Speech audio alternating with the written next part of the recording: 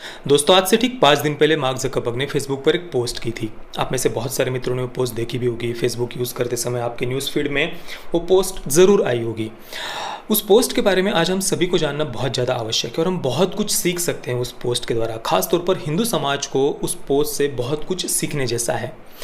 वो पोस्ट थी फेसबुक की हेट स्पीच पॉलिसी को अपडेट करने को लेकर, जिसमें मार्क ज़करबर्ग ने लिखा था कि हम फेसबुक की हेट स्पीच पॉलिसी को अपडेट कर रहे हैं हॉलोकॉस्ट डिनायल को लेकर, क्योंकि फेसबुक पर कई सारे लोग सोशल मीडिया पर हॉलोकॉस्ट को डिनाई कर रहे हैं, यानी यहूदियों के साथ में जो नरसंहार हुआ है उसको कम आंक रहे हैं या उसको वो डिनाई कर रहे हैं, या ऐसा कुछ नरसंहार हुआ ही नहीं था, या फिर कुछ एग्जेजरेट करके कुछ बड़ा चढ़ाकर यहूदियों ने उस नरसंहार को इतिहास में बताया हुआ है।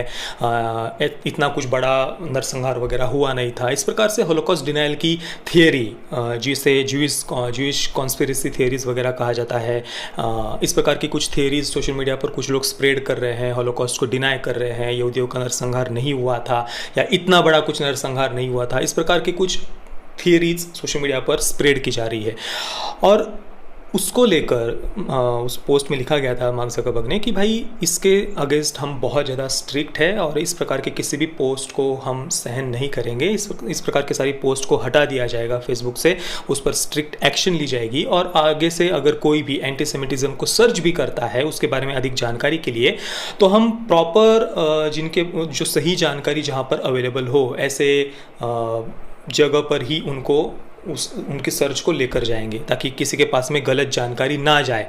एंटीसेमिटिज्म मतलब यहूदियों को, ज्यूज को यीशु क्रिस्त की हत्या के लिए जिम्मेदार माना जाता है, जीसस क्राइस्ट की हत्या के लिए जिम्मेदार माना जाता है। और इस कारण से पिछले 1000 वर्षों में अलग अलग जगहों पर यहूदियों का नरसंहार हुआ है, जिसकी शुरुआत जैसे रिनलैंड मैसेकर नरसंहार जिसे कहा जाता है, जर्मन क्रिश्चियंस के द्वारा यहूदियों का नरसंहार किया गया था और उसी से जो सन 1096 में वो जो नरसंहार हुआ था यहूदियों का, उसी से हॉलोकॉस्ट की नींव रखी गई थी, ऐसा कहा जाता है। तो पिछले करीब 1000 वर्षों में या उससे भी अधिक वर्षों में यहूदियों का समय समय पर अलग अलग जगहों पर पूरे विश्व में, केवल भारत को छोड़कर पूरे विश्व में अलग अलग जगहों पर नरसंहार हुआ है।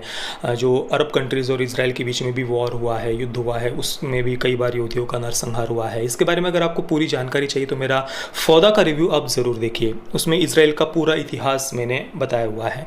काफ़ी सारी जानकारी आपको उस रिव्यू से मिल जाएगी।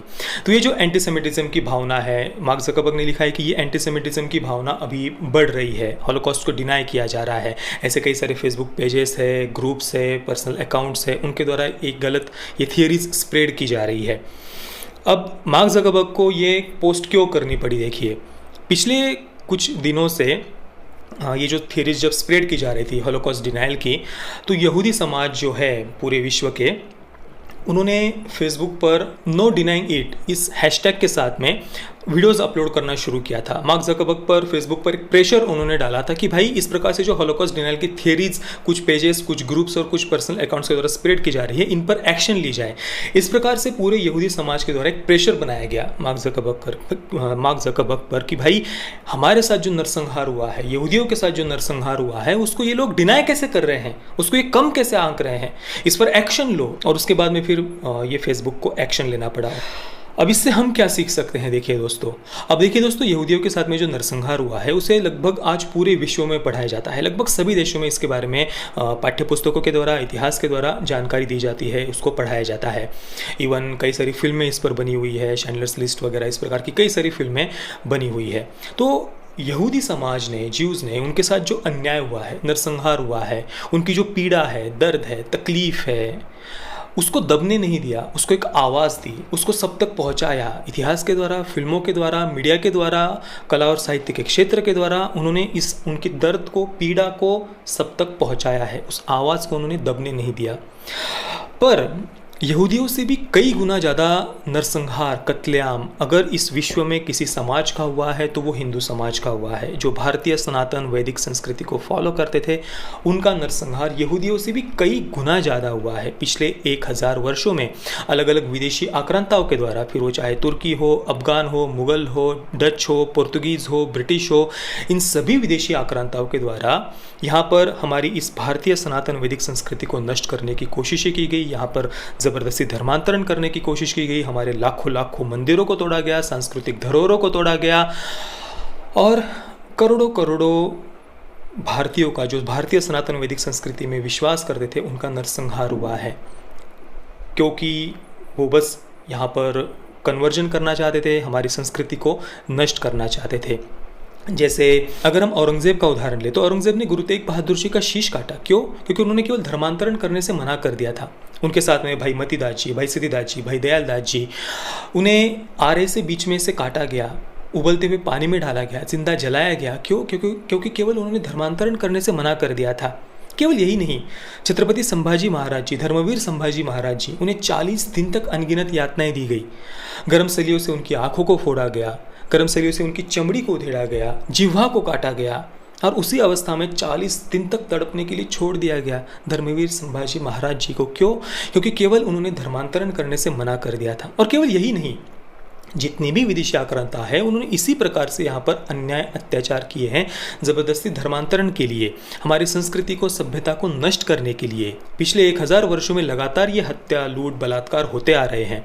या अभी हाल ही के अगर हम उदाहरण लें तो देखिए, खिलाफत आंदोलन के समय में जो मोपला में हिंदुओं का नरसंहार हुआ था, हज़ारों हिंदुओं का नरसंहार हुआ, हत्या, लूट, बलात्कार हुए, उनके घरों को जला दिया गया। या फिर डायरेक्ट एक्शन डे के समय जो हुआ वो हम देख सकते हैं। या उसके साथ अभी अगर लेटेस्ट हम देखें तो कश्मीर में जो हिंदुओं का नरसंहार हुआ 1990 में, ये सारी बातें, ये अभी हाल ही की अगर हम बातें करें तो ये सब उदाहरण हमारे सामने हैं। लेकिन फिर भी इस हिंदू समाज के साथ में ये जो नरसंहार हुआ है, कत्लेआम हुआ है, उसे पूरे विश्व में छोड़िए, भारत में तक बढ़ाया नहीं जाता। चलो पढ़ाया नहीं जाता वो भी छोड़ दीजिए, उल्टा उसे जस्टिफाई किया जाता है। जिन विदेशी आक्रांताओं ने ये नरसंहार किए हैं उनको ही ग्लोरीफाई किया जाता है, उनको ही बढ़ा चढ़ाकर उनका महिमा मंडन किया जाता है। जिन्होंने ये नरसंहार किए हैं उनका महिमा मंडन किया जाता है, पाठ्यपुस्तकों के द्वारा भी, इतिहास के द्वारा भी, जो वामपंथी इतिहासकार रहे उनके द्वारा भी, इसके अलावा मीडिया के द्वारा भी, कला और साहित्य के क्षेत्र के द्वारा, फिल्मों के द्वारा लगातार इन विदेशी आक्रांताओं का महिमा मंडन यहाँ पर होते आया है। और अगर कोई इस नरसंहार के बारे में बोलता है तो उल्टा उसको ही सांप्रदायिक कहा जाता है, कम्युनल होने का टैग लगा दिया जाता है, राइट विंग वाला कहा जाता है, हिंदू नेशनलिस्ट या फासिस्ट और पता नहीं क्या क्या उसको कहा जाता है। यानी आज भारत में ही हिंदू समाज का जो नरसंहार हुआ है, कत्लेआम हुआ है, उसका बोलना एक प्रकार से अपराध हो गया है। एक तरफ आप देखिए यहूदी समाज को, आप देखिए मार्क ज़करबर्ग को देखिए, वो स्पष्ट रूप से कहते हैं कि भाई अगर कोई यहूदियों के साथ में हुए नरसंहार को डिनाई करता है, उसको कम आंकता है या उसका इतिहास गलत तरीके से प्रेजेंट करता है या उसको जस्टिफाई करने की कोशिश करता है तो हम उस पर स्ट्रिक्ट एक्शन लेंगे, हम ये सहन नहीं करेंगे, ये कहता है यहूदी समाज, मार्क ज़करबर्ग।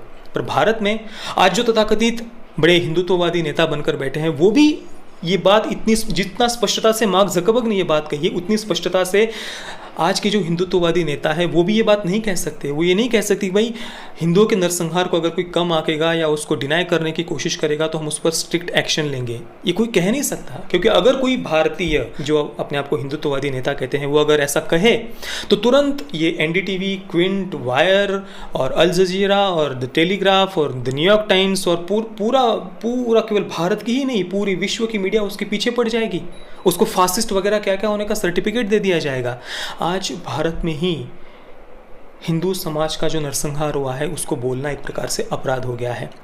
आज हमारे भारत के लिबरल्स, बड़े बड़े कई सारे युवा शैंडलर्स लिस्ट वगैरह जैसी फिल्में देखकर आंसू बहाते हैं, यहूदियों के नरसंहार को लेकर आंसू बहाते हैं, पर यहूदियों से भी कई गुना नरसंहार खुद हिंदू समाज का हुआ है, ये उनको पता भी नहीं है और उल्टा गलत हिस्ट्री पढ़कर वो अपने ही देश से, अपने ही समाज से, अपनी ही संस्कृति से नफरत कर रहे हैं। उल्टा हमारा बॉलीवुड शिकारा जैसी फिल्में बनाकर कश्मीरी हिंदुओं का जो नरसंहार हुआ था 1990 में, उसको एक प्रकार से उसका मजाक उड़ाते हैं फिल्मों में। उसकी स्पेशल स्क्रीनिंग जो हुई थी शिकारा की, उस स्क्रीनिंग के समय एक कश्मीरी हिंदू महिला फूट कर रोती है उस फिल्म के डायरेक्टर के सामने, तो वो डायरेक्टर क्या उसका रिएक्शन देखिए आप, मैंने उस पर अलग से वीडियो बनाया हुआ है, मजाक उड़ाया जाता है उसके रोने का।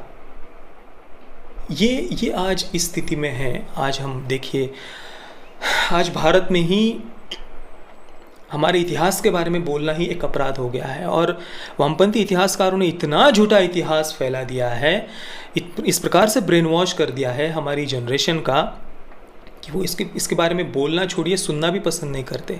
दोस्तों, आज हमें आवश्यकता है पिछले 1000 वर्षों के हमारे इतिहास को सही तरीके से हमारी युवा पीढ़ी के सामने रखने की, क्योंकि जो समाज, जो राष्ट्र, जो देश अपने इतिहास को और अपने महापुरुषों को भूल जाता है, उसे नष्ट होने में समय नहीं लगता है। आज आप देख लीजिए, इजराइल का उदाहरण ले लीजिए। वहाँ के बच्चे को बचपन से ही ऐसी कविताएं पढ़ाई जाती है, ऐसे राष्ट्रभक्ति से, राष्ट्रवाद से भरे हुए कुछ सॉन्ग्स, कुछ गाने उन्हें सिखाए जाते हैं बच्चों को, या उनका जो राष्ट्रगान है उनसे उनके मन में एक राष्ट्रवाद की भावना बचपन से ही भरी जाती है। उनके साथ, यहूदी समाज के साथ में जो अन्याय हुआ है, उनका जो नरसंहार हुआ है, उसे वो भूलने नहीं देते। उनकी जो पीड़ा है, उस पीड़ा को वो आवाज़ देते हैं। कला और साहित्य के क्षेत्र के द्वारा उस पीड़ा को वो सबके सामने रखते हैं। और अगर कोई उसके विरोध में, उस नरसंहार को डिनाई करने की कोशिश करता है, तो पूरा यहूदी समाज उसके विरोध में खड़ा हो जाता है। ये आज हमें आवश्यकता है कि हम हमारे महापुरुषों को, जिन्होंने इस देश की संस्कृति की रक्षा के लिए अपना बलिदान दिया है, आज उन महापुरुषों ने अपना बलिदान दिया, उन लाखों लाखों महापुरुषों ने, वीरों ने, वीरांगनाओं ने, रणरागिनियों ने अपना बलिदान दिया। इस कारण आज हमारी संस्कृति का अस्तित्व है। आज जो हम उत्सव मनाते हैं, जो आज हम एक बड़ी अभिव्यक्ति की आज़ादी की बातें करते हैं, वो आज इसलिए है हमारे देश में क्योंकि हमारी संस्कृति का अस्तित्व है।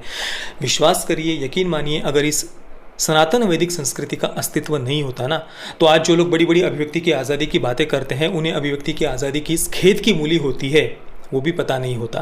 पिछले 1000 वर्षों से जो हिंदू समाज का लगातार नरसंहार होते आ रहा है अलग अलग विदेशी आक्रांताओं के द्वारा, फिर वो चाहे तुर्की हो, अफगान हो, मुगल हो, डच हो, पुर्तगीज़ हो, ब्रिटिश हो, पुर्तगीज़ों के द्वारा जो नरसंहार हुआ है हिंदू समाज का, बस जो हिंदू धर्मांतरण करने से मना कर देते थे उन्हें जिंदा जलाया जाता था। गोवा इंक्विजिशन का आप इतिहास पढ़िए, तो इस प्रकार से एक एक विदेशी आक्रांताओं के द्वारा अनगिनत हिंदुओं का नरसंहार हुआ है। और इस इतिहास का एक डॉक्यूमेंटेशन होना चाहिए, सही तरीके से कला और साहित्य के क्षेत्र के द्वारा इसे सबके सामने रखा जाना चाहिए। इस प्रकार से रखा जाना चाहिए कि वो विजुअल्स कभी हमारे आंखों के सामने से हटे नहीं, वो विजुअल्स हमारे अंदर बस जाए। इस प्रकार से इस इतिहास को सबके सामने रखा जाना चाहिए।